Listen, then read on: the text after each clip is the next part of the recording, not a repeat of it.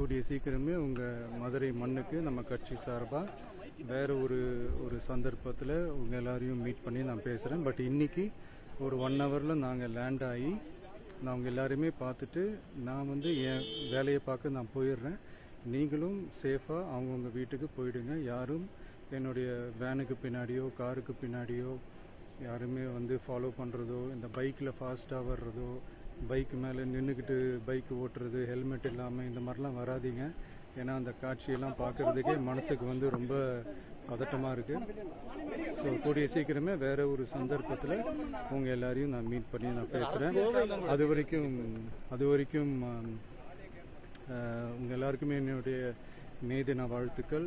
Love you all and see you all. And இதை நான் மதுரை ஏர்போர்ட்டில் இந்த மெசேஜ் என்னால் கன்வே பண்ண முடியுமான்னு எனக்கு தெரியல. அங்கே சுச்சுவேஷன் எப்படி இருக்குன்னு எனக்கு தெரியல. அதனால தான் இங்கேயே நான் சொல்லிட்டு நான் கிளம்புறேன். தேங்க்யூ.